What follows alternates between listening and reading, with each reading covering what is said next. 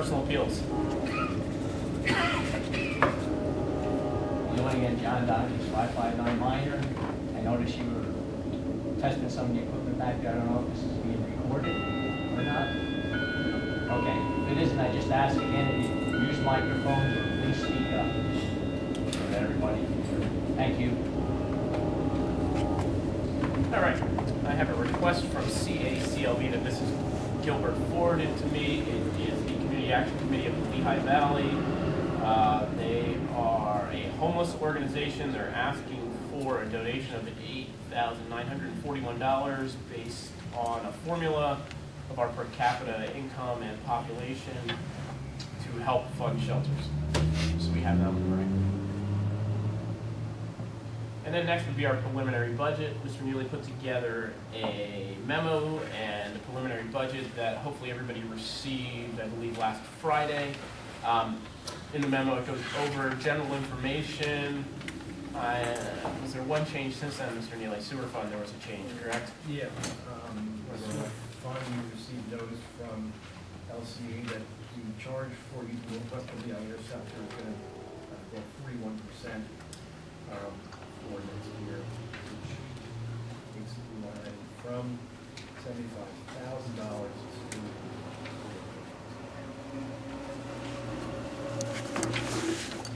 And they accept.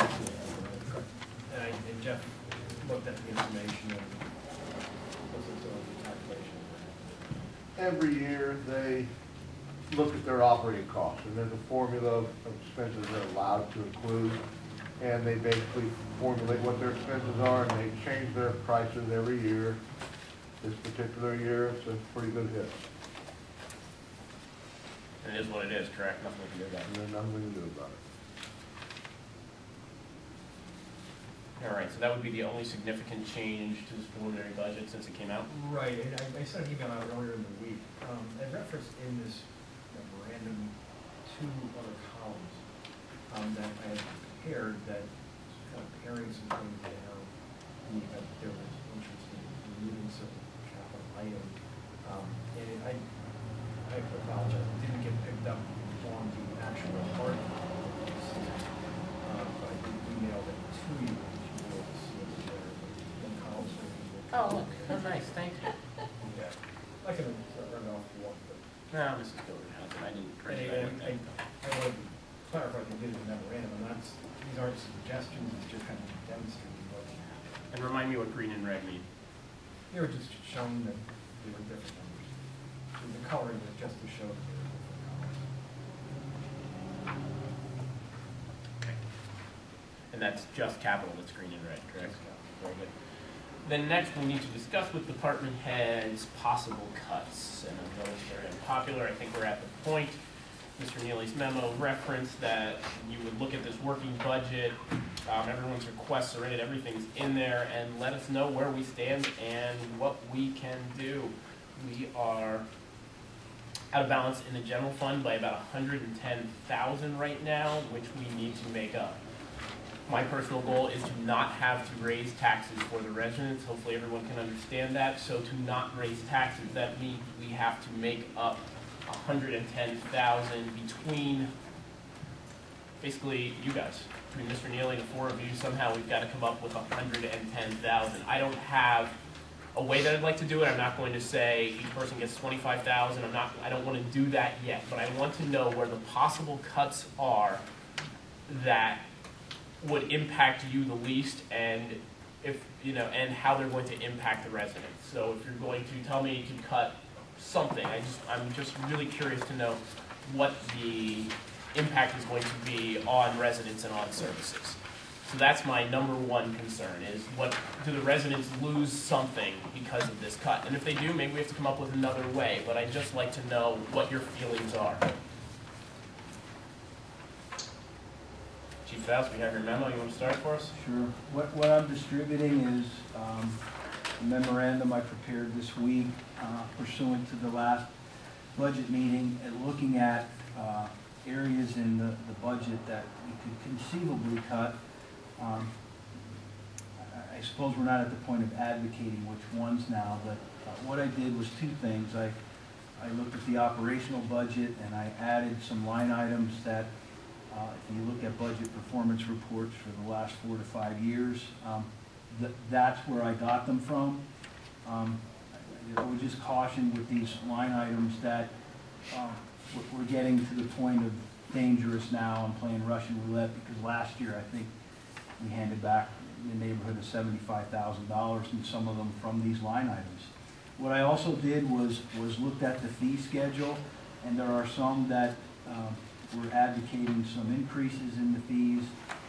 Some would stay the same, and then also looked at some of the revenue, and there's some slight adjustments there I recommended, but the big ticket item on this memorandum is the unfilled position of the downtown officer, and I pretty much gave you 3 options there. You can do nothing, you can fill the position as it was, or you could cut the budget, for example, in half and cut the hours that the person serves down there to 2 days versus 4 or 5.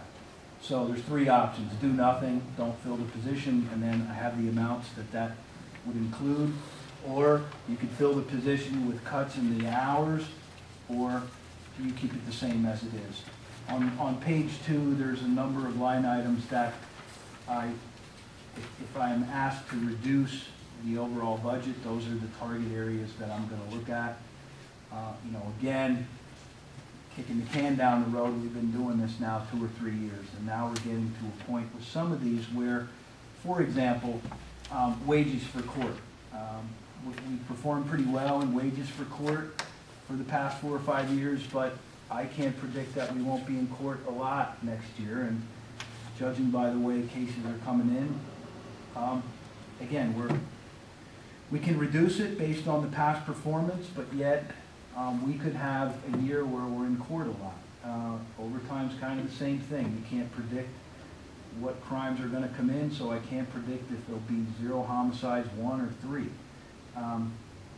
Other areas like schools, operating expenses, office supplies, special assignments, those kind of things, we can trim those back. But if you look at this memorandum, with all of the conceivable cuts you could make, conceivably, you're looking at about $36,000 in reductions. And then I looked at a couple of the line items that Craig had adjusted and felt pretty comfortable. He was very conservative, but I added to a couple of the revenue line items as well to bump those up slightly, not a lot. But so if you look at the $36,000 in cuts and the $5,000 in revenue, you're at about $41,000 total with this memo. I didn't want to point you in a direction at all for the unfilled position, because I think that's a decision that council needs to make.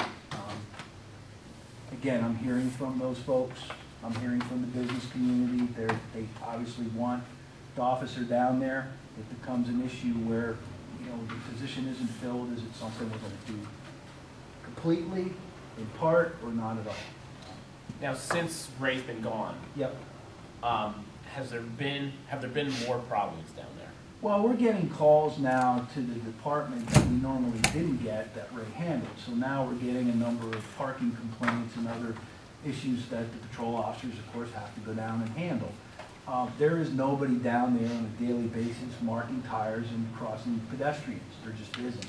With 2 officers on a shift, there's just not enough manpower for them to be doing that. So there are complaints that have come to me from the business, from the merchants, who are upset by that. They miss it, they want it back, and I've asked them to be patient with it. But again, we're talking about service cuts now, so we're down to that. You see the other cuts I came up with is just taking them, those other line items, right down to the bare bone of nothing, hoping that we have a good year. And again, over time I can't predict for you. Court wages I can't predict for you. Our part-time wages, of course, are up this year because we're filling vacancies. So I can't predict if somebody's going to get injured next year either. So I guess what I'm saying is can it be done? Yes, but are we playing Russian roulette? Yes. So basically, your line item cuts, you feel, are just they're a gamble. They're a gamble, but what I did, just to be prudent, was I looked back to like 2007 on all of these line items, and the only one that's really a problem is overtime because of how short we've been and the number of incidents that we've had to deal with, i.e. a homicide or something like that is going to eat up a lot of overtime real quick. Other than that, those other ones, I'm pretty confident that we can manage them. We've cut back on the crossing guards before, now we're going to do it again. At some point in time, they're going to end up with nothing. So what I'm basically saying is, yeah, these are doable reductions. We can manage it and, of course, make up the difference in some other areas as we've done before. But combined with these reductions, these fee increases, which are nominal. I checked with other departments, for example, fingerprinting, they charge 25, we charge 50. Things like that I thought that were reasonable to bump up, I suggested that you do that. Those slight increases in revenue, I think, are manageable just by internally doing it. But what I'm saying is we're not going to be kicking the can down the road the next 3 or 4 years like this. Correct. I agree. Is it doable? Yeah. And we want to do our part to contribute to the whole of getting this 100,000, balanced out, but we're getting into dangerous territory now. Are you confident in those revenue increases that we would end up with 5,000 at the end of the year? Yes, I looked back, and Craig was very conservative in his projections, I think, and we've always made them. I'm confident that with some additional new officers coming on, we can expect that we're going to have some increases in the non-traffic. Those line items are traffic and non-traffic offenses. And you would expect with positions being filled that there would be more revenue generated by, their proactivity. So, yeah, I'm confident we could do that. And, there's a way to promote that internally without violating the law. But the fee schedule, I think it needed to be reviewed. There's no question that there were some fees here that were dated. We looked at parking tickets, but a lot of municipalities have raised them to $25, but it also creates us having to create new tickets, new system, new data, and that's going to cost us money to do that. So I think right now that fee is reasonable. The other fee increases we're proposing, I think, are prudent as compared to other police departments, what they're doing, what they're charging. Again, it seems somewhat nominal when you look at them individually, but overall it adds up, I believe. Those other line items, can we do it? Yeah. Will we do it? Certainly. If we get in trouble, like we've done before in other line items, we'll make up the difference there. That's the only way I foresee this happening. As far as your big decision, it's going to become a matter of what do you want to budget for the downtown officer position. You want to keep it as is? You want to continue what we've done in the past? Do you not want to fill it, or do you want to drastically cut it back and then we just cut the hours that the person is down there and try to target the times of day or the days of the week or the hours that they're most needed? That's certainly an option for you. Have you interviewed for that position yet? Have I? Has anyone? No, we have 13 applications that I think the deadline was last week. And it's kind of, I'm going to base our decision on how far we take that on what council does with it. If obviously I would have to tell an applicant that your hours would be this or your hours would be that. I agree. I just wanted to make sure you hadn't already interviewed and people had an we expectation. have. They're sitting on my desk. There's some quality applicants in there. But I don't want to say you'll be working 30 or 35 hours a week when it might be 10 or 15. Right, correct. It's going to make a big difference. It's going to make a big difference. The amount of money made is going to depend on who you're going to get, too. And, right, who's still interested at that, that amount of hours. Any other impact on the residents other than downtown officer with what you're projecting here? Just an impact on you, right, and how tight you have to pull your belt. Right, absolutely. I mean, those operational line items are just, this is the third year now that I'm looking at some of these that we've cut them down. I agree. And now they're down to, some of them, last year we zeroed out, they're gone. And do I foresee them coming back? Probably not. So it's doable, but I think if we're back here next year. Well, we can't keep doing this. I mean, it's not gonna work forever. Eventually, something has to change. Yeah, I think I've said in this chambers before, and I think everybody understands that we're down to cutting services down. That's, Well, we're down to cutting services now with the downtown officer. I Right. mean, that's really what we're down to, cutting Right. service. And who does the service benefit right. is the question, and is it, how beneficial is it? And that's something for us to decide and take the full count. I think that should be a collective decision, not, certainly I don't want to lose any positions. We need everyone we have to so continue as department heads. But, certainly that's what we're down to if we're back here next year this time. So I appreciate your diligence and appreciate the memo. It's quality, and I appreciate that you went through those line items and determined what is and what isn't cuttable. So, thank you very much. Is it doable? Yeah, we'll make it happen if we need to. Thank you. Mr. Clapper?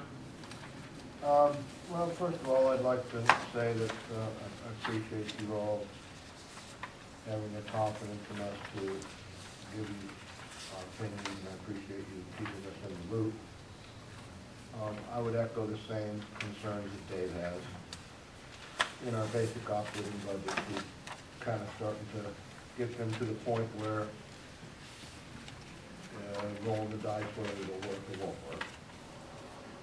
I kind of went through my budget, and I didn't become very specific in a lot of the operational issues, but on page 14 for the general operating budget for public works, the first section is the operating expenses, and really the big ticket item in there is wages for public works men, and that is put together with their wages at 2,080 hours a year, and then just a guesstimate on what kind of overtime we might have.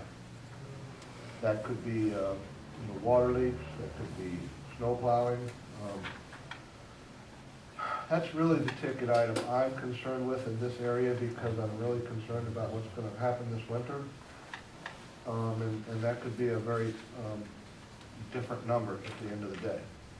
As you move down through the different areas, you are cutting functions and services. If you stop sweeping and stop sign maintenance, and all of those things are doable. And I will again, as Dave said, express the fact that I'm committed to being a partner in this solution, and only offering this as food for thought. As you move to the next page, you're still in kind of basic services that like for example, 439, 247 is equipment rental. We have 1,500 in that line item. This year we didn't use it. That's kind of set up for if something breaks and we need to rent something temporarily. And so those are kind of some of those numbers that you really don't know about. The composting section is really the only thing that I think there's some numbers on those first two pages that we can look at. And I would say again that, it is cutting services, but one possibility is to eliminate the Wednesday evening hours, having the compost open until 3 o'clock, and, the only time that you'd be paying them in overtime would be on Saturday. That would, as far as I remember, that would be about a $5,000 to $6,000 savings if you did not have compost open on Wednesday evening from 3 to 7. It's basically eliminating 4.5 hours of time every Wednesday that the compost site is open. As you move through the park and recreation budget, again, all of these line items we went through and, have kind of got them shaved down and estimated as closely as we can. Quite frankly, I don't know where you could cut. You are eliminating services if you do that. For example, we don't have to weed spray. We could cut out some of the other things that we do and just not repair tables, and really cut back on those kinds of repairs, and the two maintenance accounts, which is 450, 600, or the other one, which is, I'll see it right off the top of my head, but I think it's about 9,000 or 10,000. it's actually the 220 account. You could cut those down and we just don't do as many repairs. Again, you're kind of rolling the dice with that. As you move into the water department, you know, I don't really see an ability to do anything with any of the operational expenses. We kind of really cut down on and try to really define what our expenses are, which leaves us at capital expenditures. And, you know, we're, the water meter replacement program, you know, we have $100,000 budgeted for that. There's a possibility we could do less and still keep the program active. I would caution you on that because we've been doing this several years now, and, you know, we would hopefully like to see the benefit of that program, which would be eliminating the labor it takes to read meters and get everybody on an electric read system. It would improve our labor expenditures in both reading and billing. Yeah, we have a utility truck that is, you know, no, it's not broken. Yes, it's still working. You know, it would be an item that you could defer.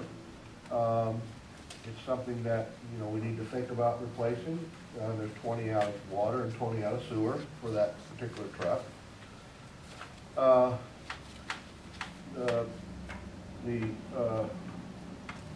You know, the reporting forms program is $4,000. That is an expenditure that is not absolutely necessary, but it's in a way to get our forms in a little more readable format that we have to submit to DEP.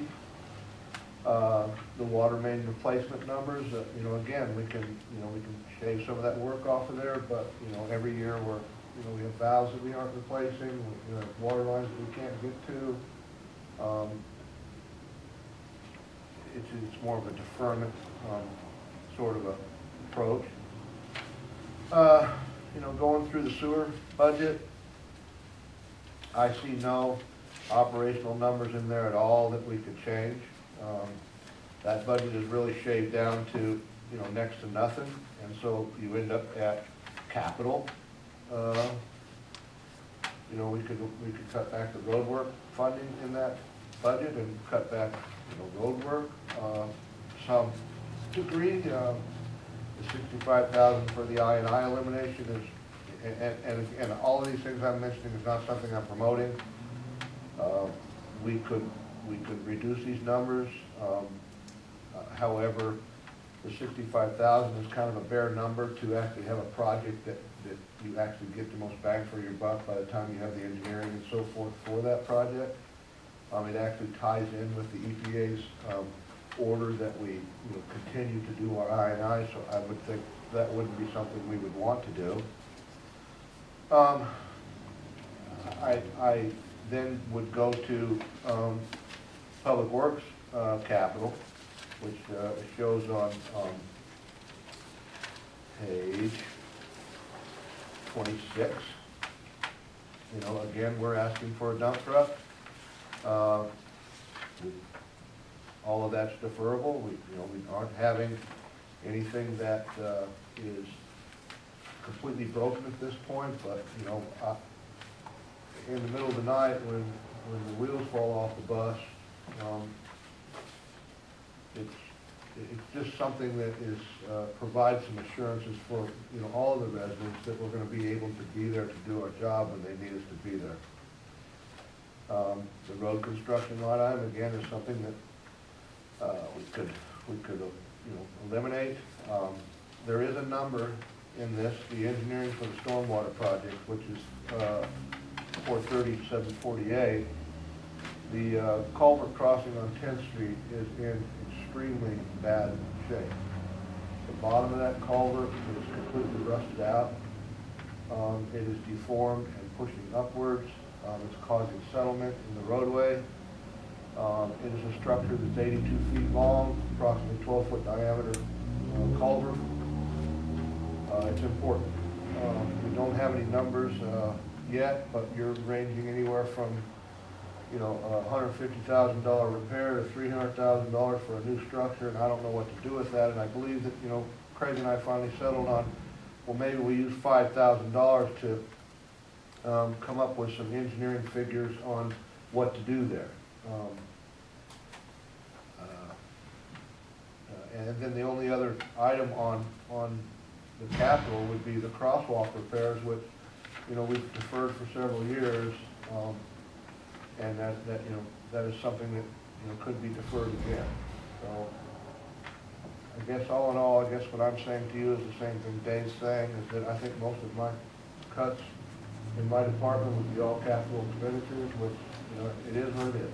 And Well, now, our problem is capital isn't funded at this point, and we're still 100,000 short. Oh. There's no capital funded right now, and we're Oh. still 100,000 short. Okay. So generally, we're 100,000 short with no capital. I shouldn't say no Okay. capital, we're counting on the general authority okay. to fund Okay. 80 to 100,000. 80,000 is what we have in. So capital is pretty much, we got nothing from capital, Well, unfortunately. So we're looking at cuts in in your basic in operating your budget. basic operating budget. So I know you came up with the Wednesday night. There, we're eliminating a service, and we appreciate you telling us what that service is and what it's going to save us. And those are the things that we are looking for right now, to know what services. What is the $12,000 figure in the parks budget? Special entertainment, what is that? Those are Sunday concerts. Oh, They bring in about 4,000, am I correct? 3,500 or something. Usually 3,500 and 4,000 donations. They bring about, okay, their budget of 4,500 in donations, but 12,000 to fund. So that absolutely is something we have to look at. well, let me point out something that I was not aware that capital was not, any items, I was not aware of that. That's fine. My mistake. But there is two things, if you plan on opening the pool, that are absolutely paramount and cannot be not done. Okay? The hurricane that came through, took out, both from one from flooding and one from power surge, the electrical cabinet and service for the large pump for the pool and the small pump for the baby pool are both needing repairs. The small pool pump would need replacement. Both of those numbers are appearing in the capital line item for parks. Is that pool equipment, pool equipment for Yes. $8,000? Yes. Okay. So, you know, if you plan on opening the pool, that is a must-do expense. And so, you know, I guess in my department, you know, I don't really have, you're talking all services to take away. And my fear is that the residents are not going to fully be able to appreciate the effort of cutting the numbers and making these items and eliminating the small little things that are the, you know, kind of the icing on the cake. For example, the weed spray. You know, we're not going to be able to take care of and make things look the way they look, and people might have some problems with that and not understand the effort that we are going through to get rid of these numbers. So I don't really see anything in my budget that it really stands out other than what I've said to you. So, having said that, I will just still repeat that, you know, I'm fully committed to being a team member in this whole process, and will assure you that whatever your decisions are, I will work towards making it work on all of it. Now, when you say weed spraying, you're talking about your line item for street weed spraying? Yeah, that's 454, 455. You know, there's one other possibility that, you know, that I was going to suggest, and I'm not even sure how popular this would be, is, you know, we fund athletic field supplies and field maintenance. You know, we have $7,500 budgeted, and that's to cover a lot of baseball field mix and grooming expenses. If possibly we got some sharing costs in that, we might be able to reduce those numbers to some degree and not have anything suffer from that. But I really don't know of any places that we can really save other than just stopping some services. Either portions of the park don't operate, or we don't do any sign maintenance, or we don't open the swimming pool, or, you know, cut the swimming pool back to a couple days a week, you know, things like that that, you know, that would be very popular.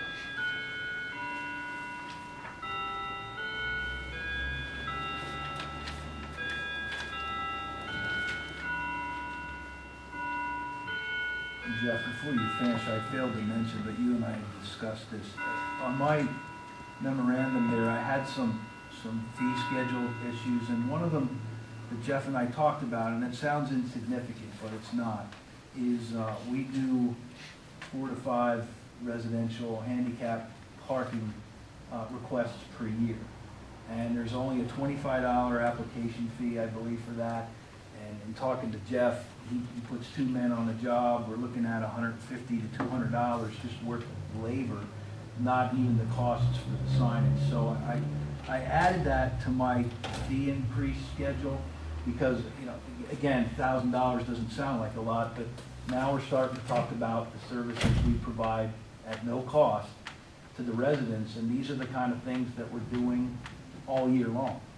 We're handing out free signs to people, we're installing things, and there's no cost attached to them. We send police officers out door to door talking to the neighbors. Jeff puts his guys out there. So in that recommendation, we kind of agreed that that was a fair number. We're going to get 5 or 8, whatever a year.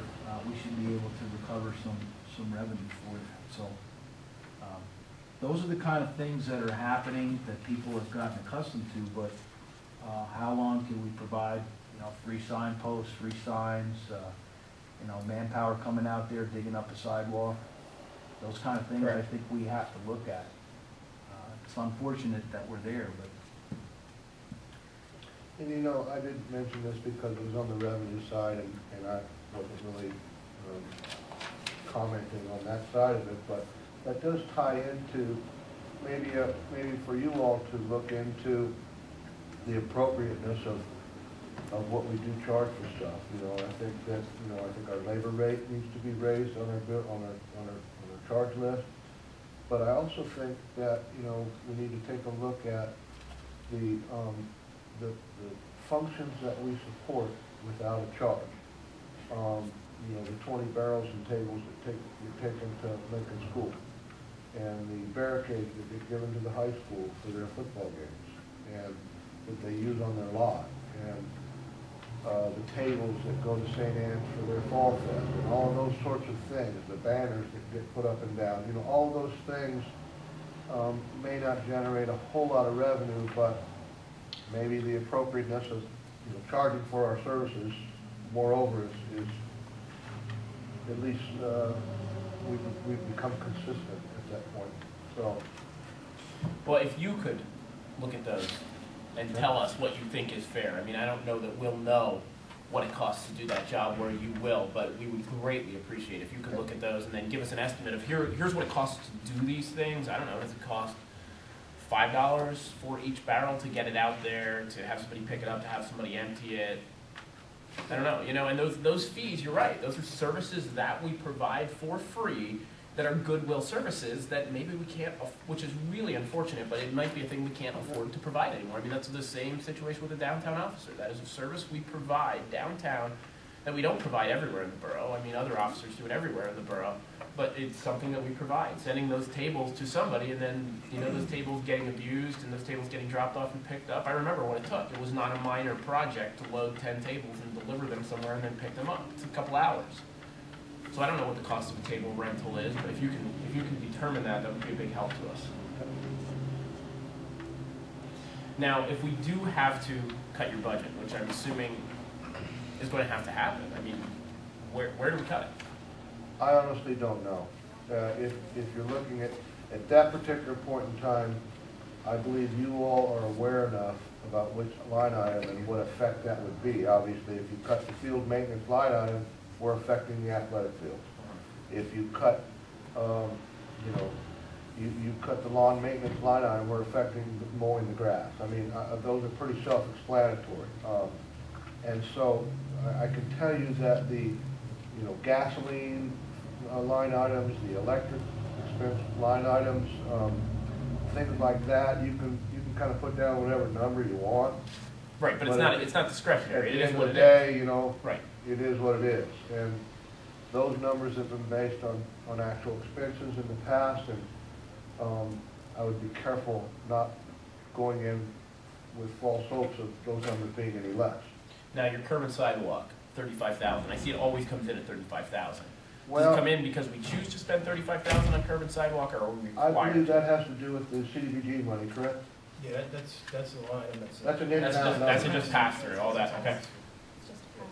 And the road work, if we could reduce the amount of road work for a year, would that save us across the board, or is there one line item that would be affected? It sounds like there is no road work. If capital is not funded, then there's no road work. The only road work is in, Yeah, I'll explain it, Jeff. I mean, the way that Jeff has road work in cap, you see a line for road work under liquid fuels.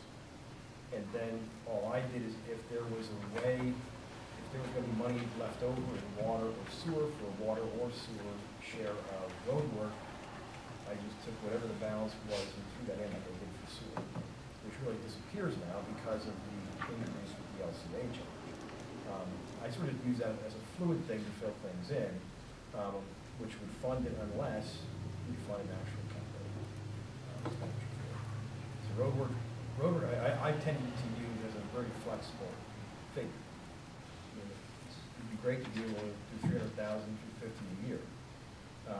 What I've done is I've tried to use that as a flexible figure, because it is. You know, whatever we can afford to do, we do.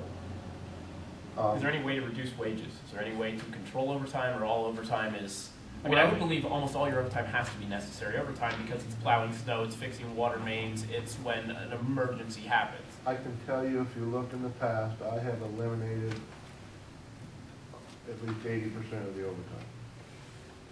We don't have much overtime anymore, only when it's absolutely necessary. There used to be overtime for leaf collection. There used to be overtime to finish a job. There used to, carry that to the next day when, really if you were looking at it from a business standpoint, it very much pays to finish that job if you only have an hour left versus remobilizing the next day and spending a half a day. Yeah, no, I agree. So it was those sorts of concepts, and I can tell you that, we're just rolling the dice with the overtime. And all of that is really dependent upon, things that come up that we don't know about yet. And I would tell you that, in the Parks Department, there are two line items, as I pointed out before, 454, 220, and 454, 600. The total of which is $16,000. Those are supplies. Those are repair sort of supplies. They're what we buy the toilet paper, paper towels, soap. We could cut some of those repairs and tighten the belt in that area somewhat. But again, I'll reflect back to what happened this year with the urgent need to fix the tables at the concession stand that kind of became somewhat of an issue, which really weren't in horrible shape. I know. Yeah. And so you end up with... I know what you mean, though. If we cut those things, then all of a sudden you're going to get a complaint, and you're going to feel the need to fix it right away, and the money may or may not exist. I know that's your danger. What you're going to have is people, what I'm afraid of is you're going to have people coming up and not realizing what we're doing here to save taxes, and creating a platform to which to complain about the services, because quite frankly, that's what we're talking about in my department, is cutting services. And I believe in my department, the services that you're cutting really affect the entire borough, Well, other than recreation. The services we cut for you are very visible. A lot of people will see the services that we cut in your way. In other departments, they may be behind the scenes services but I think any service we cut, people will see. Right. Yeah, just to give it as a perfect example, but if the same thing happens next year as happened this year, and Dick Earhart comes to the podium of personal appeals and said, these tables at the concession stand are bad, they need a coat of paint, they need this, they need that, they're an embarrassment to people coming. The answer next year would be, sorry, Mr. Gerhardt, we don't have money in the budget to do that, and it's not going to get done. You have to put that in perspective as to how you're going to be able to explain to the public that something that might seem very small to us as we sit in this room, all of a sudden becomes highly magnified when you have someone come in and complain about it. So, I'm just kind of giving an example of what Jeff. Well, that's exactly the example I was referring to. Yeah. Because it was a public announcement at a council meeting, and quite frankly, they needed to be repaired, but they weren't in that bad of a shape. If you were to look at what tables you would repair first, it wouldn't be those. Right. And so I think you'll see more of that if you cut that sort of area. So I honestly don't know. I honestly don't know what to cut. Our maintenance account numbers for our vehicles, you know, they're suffering right now. Every one of them are over. And you know, I have, for example, I'm $4,500 over on my highway department vehicle maintenance budget. I got 6 tires I got to buy for backhoes. I have no choice. So I got to take them out of another budget, line on them, which is operational, the 220 account, or hopefully, or take them from somewhere else. But it's one of those things that, you know, we can't just say we're not buying backhoe tires. Right. Because we use those for wintertime activity, and what you're doing is throwing the guys in harm's way. They get into an accident, now we have a problem. You get what I'm saying? Yeah, we're costing ourselves more. We're at the point where that's what we're doing. I mean, we're putting ourselves in a bad situation everywhere. We're going to cost ourselves, if we get rid of the down pen officer, we're going to cost ourselves because there's going to be officers down there having to deal with parking issues that are going to take their time away from something else, and who knows what's going to happen. I agree with you. I mean, we're at the point where that's what it is. So I appreciate anything you can do. I appreciate if you could get back to us with any fees. Okay. That, you know, what do you think they cost? What does it cost to load out a table? What does it cost to hang a banner? And what does it cost for a barrel? The handicap sign is good. I mean, people need to know that it's going to cost something to do that. And it's good if they know if we're going to loan out equipment, it's going to cost money because it's a requirement of us to do it. It'll make Mr. Groller happy also. Well, the other thing it will do, and you know, I'll be happy if they sublet everybody for free. it will be fair if we develop some sort of a pattern, consistent and fair. That if nothing else, it would be that. It would be uniform. I won't say fair, but it would be uniform. It would be uniform that anyone who has a request, it would cost money for that request. Right. It would benefit us to do it that way. It's not always in the spirit of goodwill, but it is what it has to be, I believe, at this point. All right, Chief Rice. Okay, I looked over the budget. Unfortunately, we're almost the same as we've been the last couple of years. Okay, one of the line items that can be cut is 411-191, which is uniform, which is, you can cut 4,000 out of that. And also, just to give you an idea as to with some of our expenses, the Furnace Street fire and also Hurricane Irene, we had $5,000 in expenses in extra wages for those 2 incidents. So that's something that's a variable, you know. Basically, just like August, we had the most calls. October, here we got 16 calls per month, which is the lowest we've had in 10 years. So that's a variable that, you know, we actually could have a busy year next year, or we could have a very light year next year. It's hard to say. Basically, anything else in the budget, as long as we're not below, actually, the 2011 budget, we would have to deal with it. So your paid on-call standby went up. Is that something that we could drop back down to the 2011 number? It's possible. I mean, if we get a busy year, we'd have to take it out of another line item somewhere, or somewhere. No, but it's, you know, stuff like that, because that's a variable, and I can't tell you how many calls we're going to have next year. In fact, I can't even tell you how many calls we're going to have this year.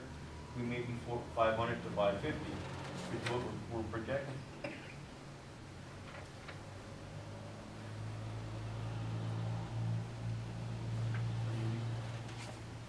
What really hurt us was the workers' comp insurance. That went up significantly for us. Now you also have a significant increase in electric. Is that based on this year's numbers? I don't have current. Yeah, I calculated those. Okay.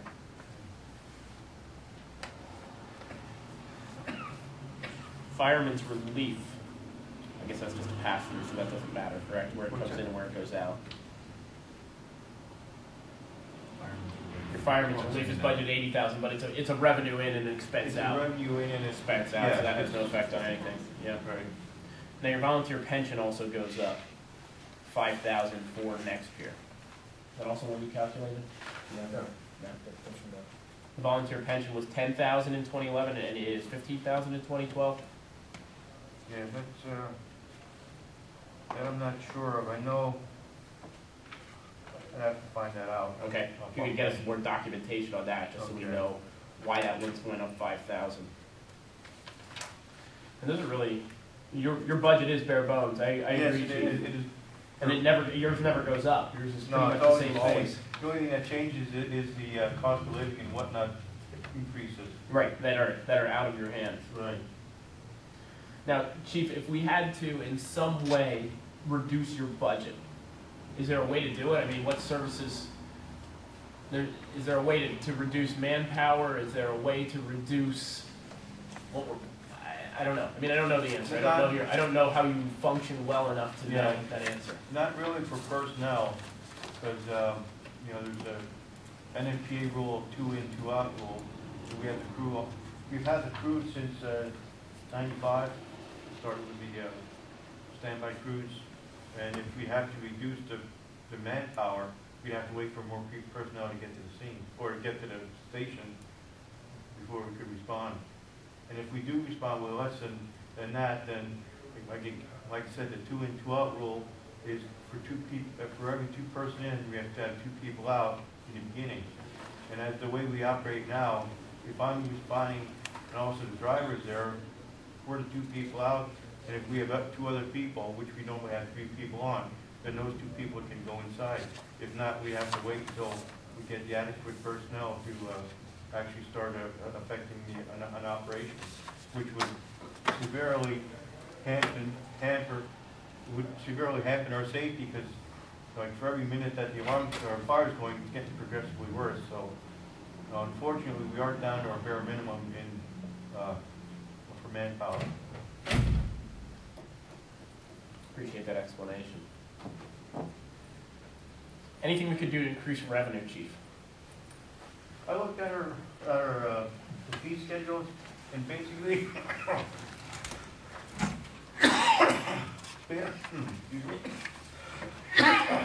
basically a lot of it is people.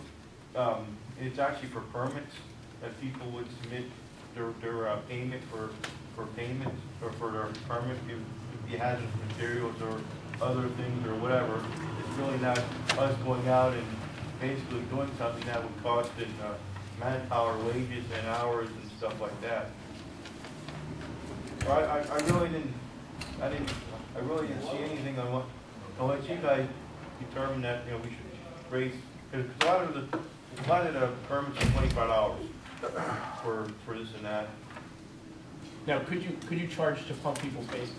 I mean, is that a service we must provide, or is that a service you could have a fee for? I mean, I know you pumped a lot of basements. I know it's a goodwill effort. Right. But it's also manpower. It's also equipment. It's also an expense for us. Right.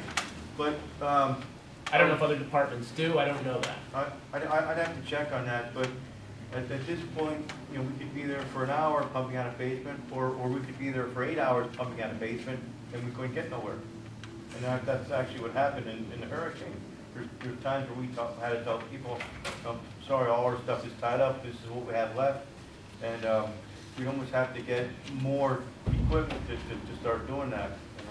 And, to be fair, if we get there and it's an hour dealing, that's something that would have to be worked out. What I would like to know if other departments charge for that. I don't know if they do or not. Like Veracruz, do they charge anything, or are they free will pumping a basement? I don't know. I mean, even if it's... I know Veracruz had 76 calls that day. I know, I saw them out, I was out there, I saw them out working, they were working like I don't crazy. know if they do or not.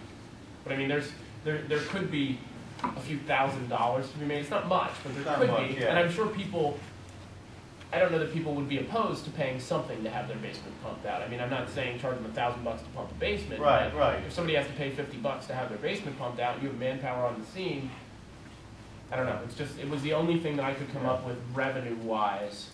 Yeah, I know we had we had a couple of people that slammed the door on us because they thought we didn't take, or we took too long to pump out their basement. Of course, they were the only ones that had the problem, those type of people. But, you know, it's a possibility. Something if you could look into us and get Sure. back, chief, about your volunteer pension line item, and if there's any other way that you think you could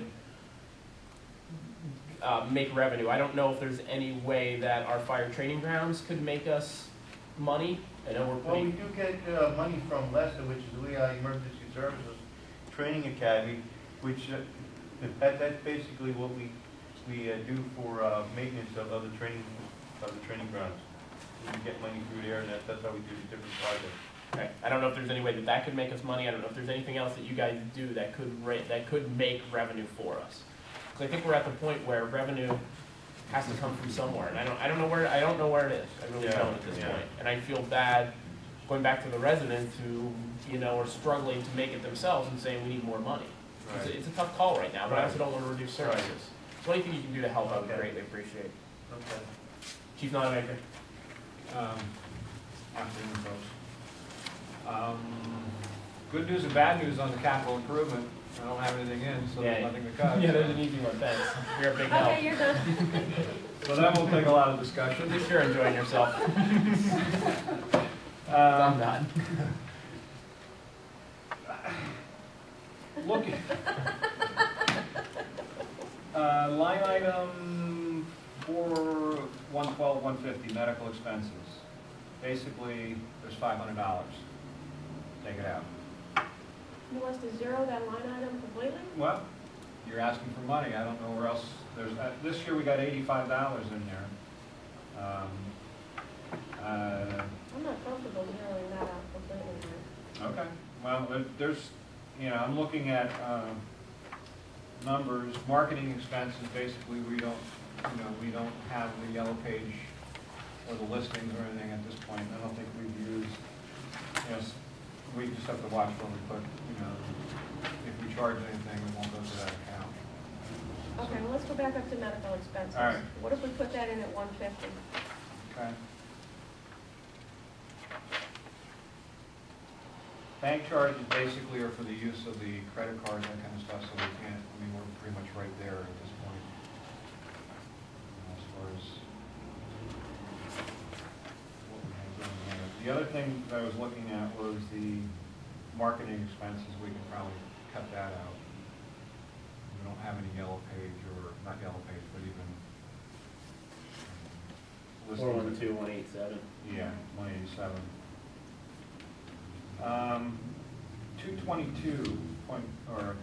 222 disposal service, pretty much that 500. That's for hazardous waste, but we pretty much take everything over to To the the hospital. hospital and stuff? Yeah. Can I step up here? Yeah. Rather than sit there. Yeah, you can Just sit move with us, this over. too. No, it's okay, I don't want Yeah, that's to, fine. it's a little bit easier. That's for You're not used gonna- needles, right? Yeah, Used anything- needles and stuff like that. you Anything can throw out. biohazard that would have to go, that's pretty much, we try to take it over, sneak into the hospital. They move the containers from outside to the inside, so now they Oh, can watch it. sweet. Yeah, really.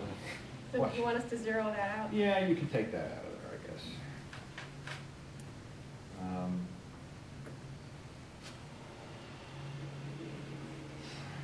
The other thing would be 751, computer equipment. I do have in capital improvements this year for the computers, and I'm still working on that. They'll be replaced before the end of the year. That pretty much is to replace, like a printer that goes, a piece of equipment, or, something along those lines. That's So in this year's budget, right now? Yeah, that's what he's saying. Okay. I do have money to replace the computers in this Okay. year's budget and that program, and that's my next project. So I don't know that we could eliminate it completely, but, maybe half it. That, that's 1,000 there, and what, 350? Your other computer, 412-211, that is software packages. Well, that's our maintenance agreements, contracts, that kind of stuff. It has the photocopy machine, that's where that all comes out of. And, that, from an expense standpoint, the unemployment, most everything is fixed. The diesel, again, that's up down with the market, so, we might be less than that. Ambulance repair, again, we're pretty much hanging at that number. With the new truck, it should cut down on some, but we went,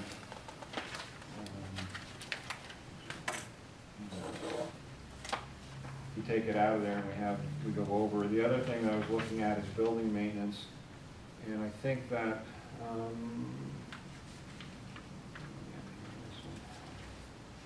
we're at about 3,500 for the year, I think, according to what I have. Yeah, so, that's again, garage door springs go, they're $600-700 a piece. And when one goes, the second one goes. And then the other door, it's kind of like they act up. From that standpoint, I don't know where else we can cut back. If you look at my overtime, I have 6 medics with probably close to, at this point, we're coming up on 3 weeks of vacation. We figure that out, it pretty much takes it just about up to, 18, 19,000, something like that for, just to cover that, if we have to cover an overtime. And the part-time, understanding the part-time wages are there because I have part-time employees night shift. So, you're looking probably 32,000 a year per shift or per rotation for those guys. And the rest is for anything else that comes out. The football games we're charging. What we did with the football games is we took them all over last year instead of splitting them with McCundy. So we probably are generating $5,000 to $6,000 there that we weren't, maybe $2,500 before. The other thing is I did increase my subscription rate by $5. So that on the basis of 1,700, 1,800 subscriptions that are returned, that's about $8 grand. So are you comfortable changing that?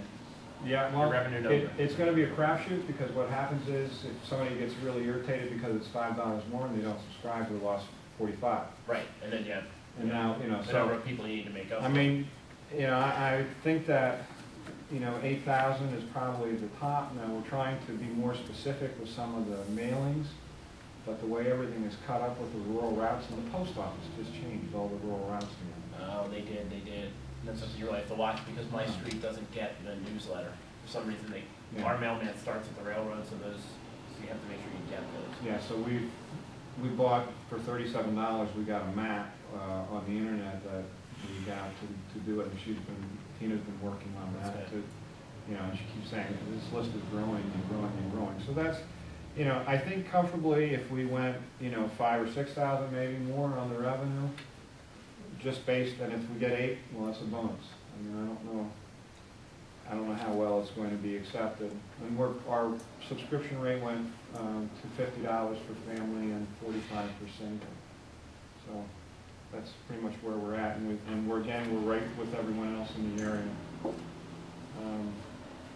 Looking at our revenues, the only other thing that I can do that we haven't been doing is we have not been charging for refusals. If we get dispatched to a call and we go out and we do an assessment or some type of treatment, say in the case of a diabetic, and we administer dextrose to them, an IV dextrose, that type of thing, we pretty much have not been charging for that. We never did. The number of calls that we have as far as refusals of that type, might be 20 a year. $300 a year, that could be $6,000. Now, how do you, Craig's injured, or he's in an accident, somebody calls for an ambulance, and he says, hey, I didn't call you guys. And we send him a bill for $300, or $75, or $150.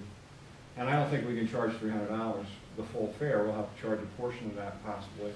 But he says, hey, I didn't call you guys, so now you don't get paid. And we, usually end up having to jockey around. So, we're gonna start looking at how we can do that and try to do that, but I don't know that it's a significant revenue item. this point. So if you go 5 and, you know, knock what, 13, there's about 6,000 there, I don't know. Went up about 6 and down about a little over 3,000, I think, with the line items you eliminated. Does that make sense? 1,005, no, 2,000 down here. From 2,000 went down to 1,000. Disposal service gone. Marketing expenses down. Medical expenses down. 3, 8, maybe 1,800. Maybe down 1,800 in your total budget and up 6,000. So that's, about $8,000. I appreciate that, because there's not much to work with. I mean, if I look at everything else, it's pretty much right, you know, where it is. The big one that, you know, again, is y'all, that workman's comp, you know, is an $18,000. Yeah, what are you gonna do? So, I mean, you know, we try to get as many calls as we can. You know, if we're at the hospital, we hustle to get back in service. And, you know, it's, I don't know. You know, we'll do what we do, you know, if we have, something gets cut more so, then I guess we'll try to deal with it, so. We'll let you know. We definitely will not just sit around cutting numbers and not having department heads involved. I mean, It doesn't work out well if we do it that way. No, and that's, you know, it's not. It's not fair either. You know, again, I'm looking at postage, that type of stuff, that's the mail, this postage for the mailings, which generates the income. We have a postage, the daily stuff, the stuff that goes out here. Printing, same thing, those are subscriptions. And that went up this year too, about $300. Thank you, Chief. I appreciate it. Reflection, Mr. Neely, anything you want to say? You know, when you go through it line by line, and you're trying to parse out things where you can cut, you just realize that There isn't. I mean, it just doesn't exist anymore. We did that 3 years ago, and it's not left to do it. yeah, I mean, for me, what it really comes down to is, you know, I see what's spent every day. And I can vouch for every single department that everybody is as cost conscious as possible, always trying to save, and don't want to cut services. But it's to the point where if you really want to make any significant cuts, like you're talking about with the police department, they tossed up downtown officers, which is a good example. And Jeff's example is good too. When you have a service, you got to pay for it. And I'm not saying that cutting services is a bad policy. That may very well be the policy that Borough Council wants to take. But I think that at this point, it's difficult to look at department heads and say, I want you to provide the same level of service, but we're not going to give you any more money to do it. We're not going to fund any more to make sure it gets done. It comes down to the policy decision of either keeping services the way they are and funding it properly, or cutting the services to save the money. And I really do believe it's that simple. And the decision's not simple, Right. because anytime you cut services to a community that I think is depending upon you to provide them, it's a very difficult decision. But if you don't, if you want to keep providing the same level of service, either this year or next year, you're going to have to find a new method. It's just that simple. Anyone else on the committee for the department heads? Anything you want to ask, anything you want to clarify? From the administrative side, your recommendations you got about. On the administrative side, once again, you're talking, virtually no discretionary expenses until you get to community economic development things. You go through council, that's set, mayor, that's set, administration is all salaries. In fact, the dues and membership line item actually has to go up. You just got to notice, unless you don't want to be part of PSAB, which I don't think you'd like to choose, that's going to go to 1,200. You just got to bill on that, and those fees will increase, so that's going to have to go up. The real estate tax collector commission is set by ordinance, function tax, is set by federal law. The operating expenses and things those are just there. Prior tax refunds, you're at the mercy of the tax assessment board. I put in the extra money that Mr. Robert asked for legal decisions. That historically has been $10,000 line item. As a 20 because we anticipate maybe one lawsuit, which you can have one lawsuit a year, $10,000 deductible, that includes attorney's fees, so I choose at 10, and Mr. Roger asked that I put in another $10,000 to fund the extra legal or extra business expenses for arbitrations because of the 3 contracts that are coming up.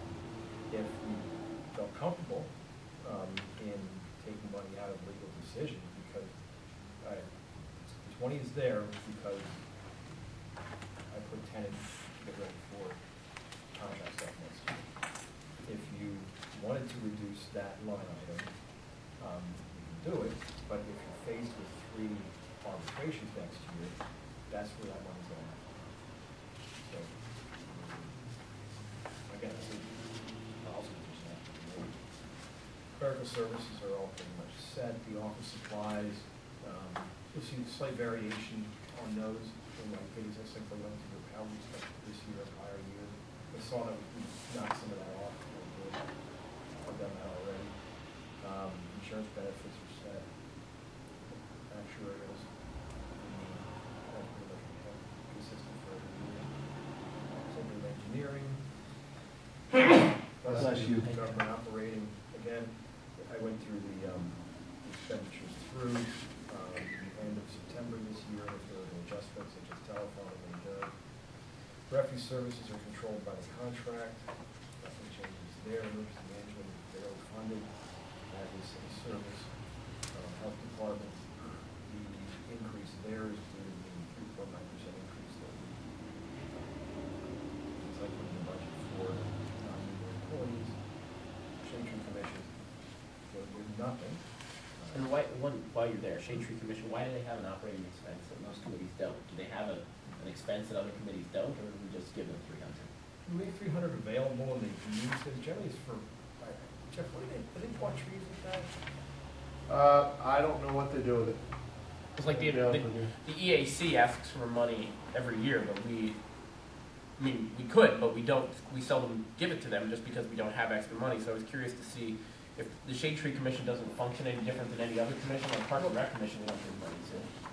No, but the Shade Tree Commission, it does function in one way that's different, and that is it has enforcement rights under the ordinance. And if they wanted to file, let's say a citation against someone, or filing fee for the magistrate, you need to code that somewhere. And that's where that would be coded to. Okay. But it's the enforcement. Okay, because they have enforcement rights that no one else has. That makes sense to me. Yeah. Then you get to community, economic and community development, city celebrations, like 6,500, we're at around 4,000 so far this year. But normally, late in the year, there are some requests for funding because of holiday, some decorations or something we want to get that in place for the holiday season. Yes, senior citizens, a purely discretionary contribution, the council would have to make that decision. Main Street program, they requested $5,000, which I put in there. Now, I have an email downstairs that I want to give to the committee members. And there's been requests to them for almost 2 years. What are you doing for us? What are you doing for us? They can't give you all the information right now, but they've been working with the state governor's office and secured a $500,000 grant that is going to the partnership for the purchase and renovation of the old Main Street Gallery building. In partnership with a developer from Montgomery County area. And I guess we're still working out some of the details of the partnership, but the funding commitment has been, that was made by the Randell administration, is also made by the Court administration.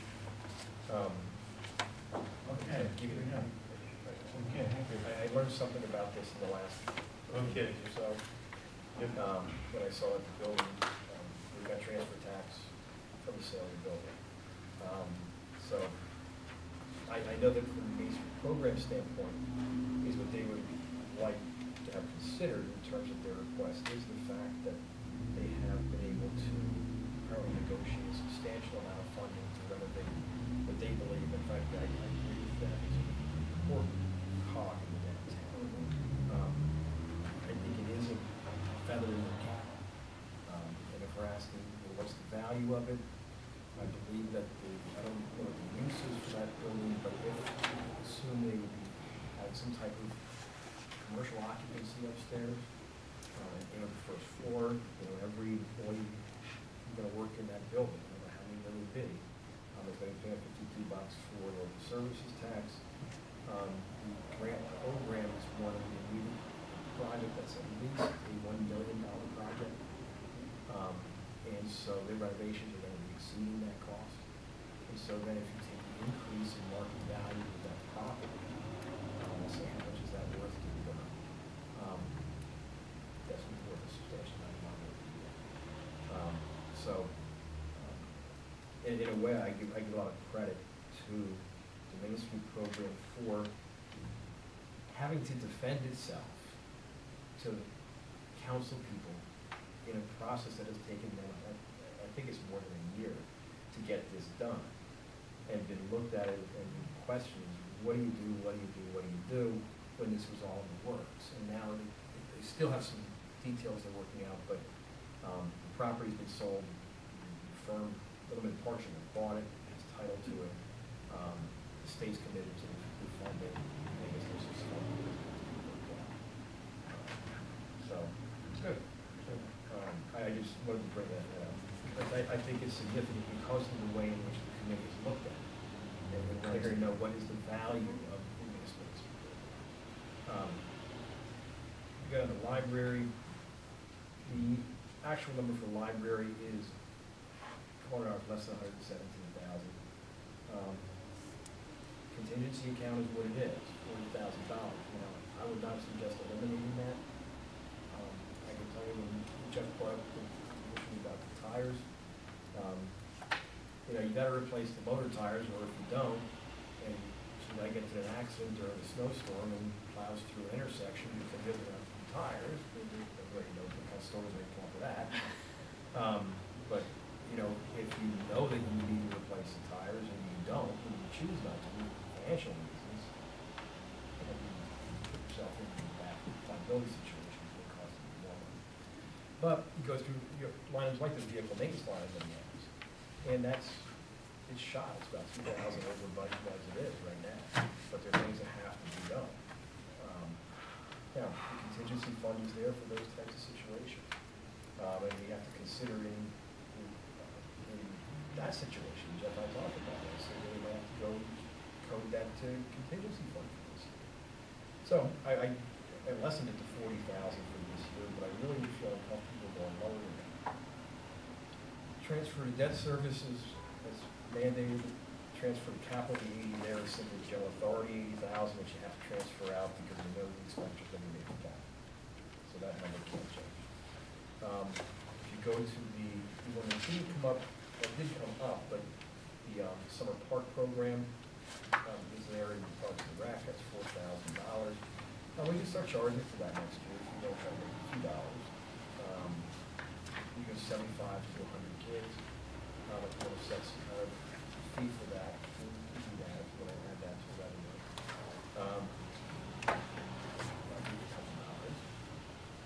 And then there is the summer concert series.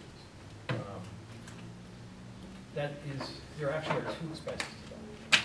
There's the cost for paying for the bands, less the amounts that we collect for contributions, but there's also the printing cost, because we coded to printing line item the printing of programs for the summer concert series, and that's usually about $500. So the budget program is budgeted to run about $7,500 deficit this year, in terms of just the contracts, looking at printing for their $500, generating $1,000, and plus this year because there was a mistake, when they submitted the, information to the printer and it didn't be printed, so it cost even more. It becomes a little stickier of an issue, because I know there's some sentiment to cut all discretionary spending, which that would be. It's the largest discretionary expenditure in the budget. Actually, by $2,000 now at this point, to get the wood farm fancy program, you're talking another $3,000 over which you take to this program. But the real complicated part here is that in her efforts to be efficient, Josephine Sanchez has the bands, as soon as they get done playing, one show for the summer, she signs a contract for the next year. So while the contracts are now been signed for concerts next year, can we cancel those? Probably. But if you're looking at what can we cut, those are the things, those are the pure discretionary things that Now, can be. the committee that decided this was formed, the Special Entertainment Committee, has never met? Or has They met? attempted to meet, it was advertised to me, and then I got emails, Cynthia volunteered, Michelle Steiner, no volunteer, then Mr. Sasaji, so a 5-person committee with those 4 people. My understanding is they met once initially, then at another advertised meeting where I received a call from a meeting that decided just couldn't make it. Shelley Steiner was on vacation, and Cynthia Wilson couldn't make it. So there was another meeting scheduled that was advertised, and Cynthia then resigned. Shelley didn't show up, and they had Frank and Joe there. At Parks and Rec commission meeting tonight, we talked about simply suggesting to council at some point that be just subsumed within the Super Parks and Recreation Commission. But it's not, I think it's a little bit misleading when the budget has the main funding towards Special Entertainment Commission. What we really have to understand is that's paying for the music at the summer concerts. That's what that is. Well, wouldn't it make sense to meet with, I guess there is no commission, but to meet with the, I guess not, because we're the ones who are paying for it, if there is no commission. I mean, my first thought was we should meet with that commission and say, here's the bind we're in, what can you do to help us? I mean, and see what they can do, but if the commission doesn't exist, Well, I mean, it's kind of a sticky situation. What can the commission tell you? I mean, they sign contracts for the same bands they had in prior years. You know, and the commission, even if it didn't meet, all it would tell you is, yeah, we signed contracts, we're going to have the shows for next year. I guess our request then would be to have the fund. What portion can you fund? What portion can you get private donations on this fund, and what portion can you invest in fund? That's where we're going. Get them out on the street, taking donations, I don't know. Would organizations in the borough fund a band, to have their band on? I don't know. I guess it's something that commission could have to find out. That's all I have to say. I mean, I just, Okay. in the fee schedule, I'll work on the fee schedule with department heads. I think we've talked about a lot of them. I know Jeff, I know Dave. Yeah. Okay, we can fix that. We can work on Get some that. little revenue, but it's not gonna get us, it's not gonna close the hole. Yeah, you might get a grant or two. The library funding, Yeah. can that just be funded at last year's level without a problem? Do you know those answers about what you have to do? I'll talk to Francis. What we're talking about is, I think it's $116,600, the actual number. We're talking about a little 2,000. Right. And if it's not much, but it's something. Without doing anything major. Anyone else have questions, comments right now? The next step, I believe, is for you to take everything that we got today, put in what we're for sure of, and then put the rest in as questions and let us know what those questions are that still exist. I mean, department heads came to us with some very good ideas and definite cuts. There's some definite ones we can put right in. That you want me to sit down with department heads and go over their capital line items and start striking out capital line items. I believe it would be beneficial because I believe we're going to have to. I don't foresee anything except striking out capital line, correct? We have some numbers that we got. Yeah, go ahead. About the capital items, if they're not funded now. There's 80,000 to fund right now.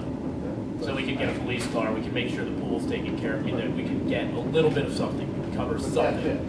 That's it.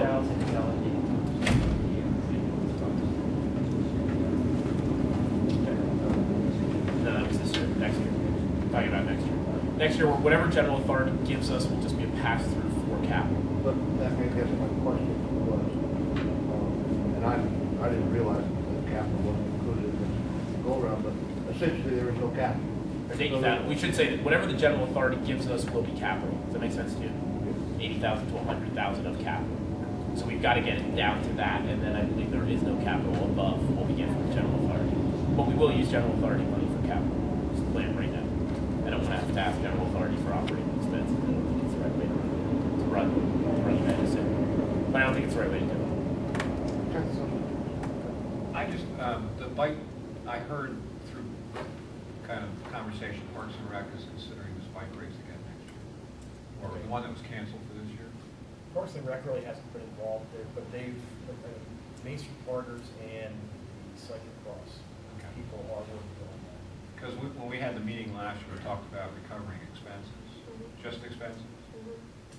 You know, I don't know if you can go above that, or, not that it would, you know, I mean, it takes a lot of coordination to make it happen, and there's funding there, so. It's a very valid point that events that go on are revenue-generating events.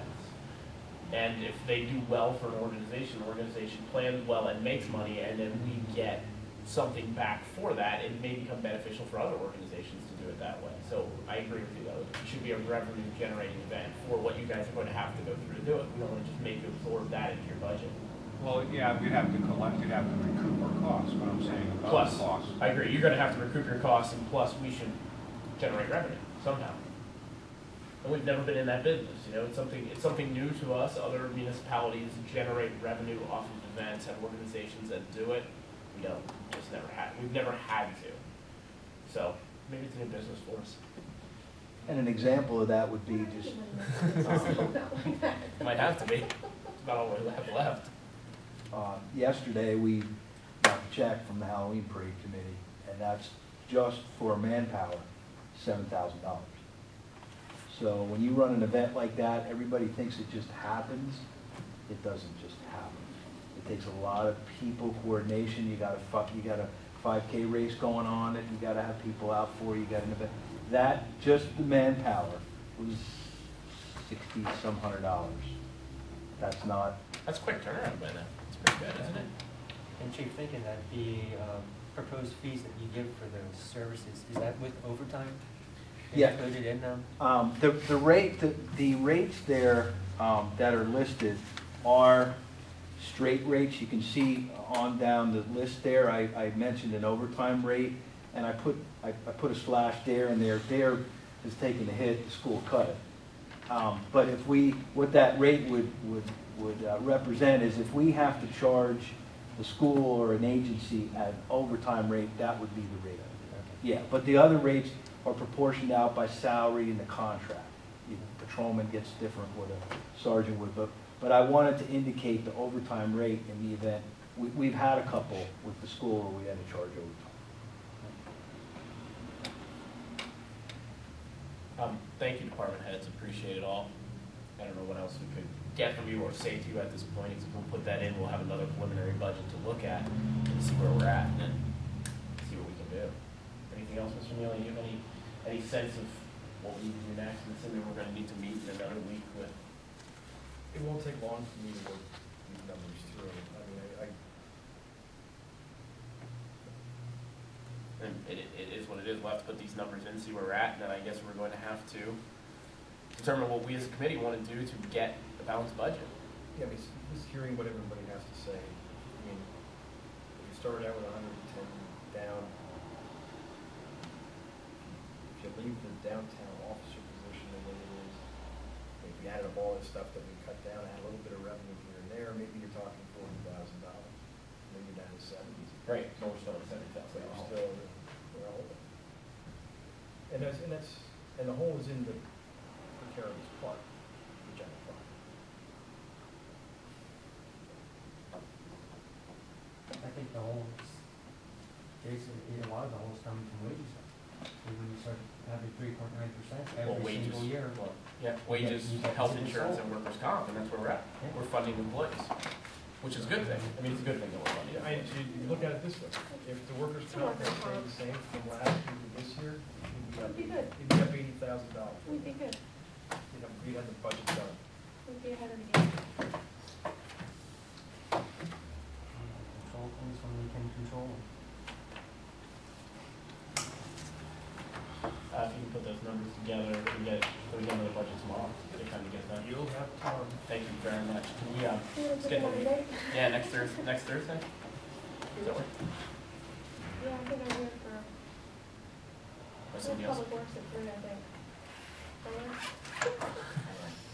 Yes.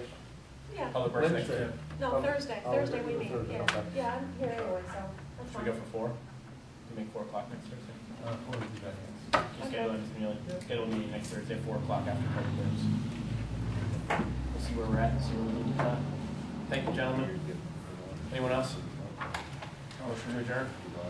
Second. All in favor? 3 ayes, we adjourn. Thank you very much, gentlemen. Appreciate your time.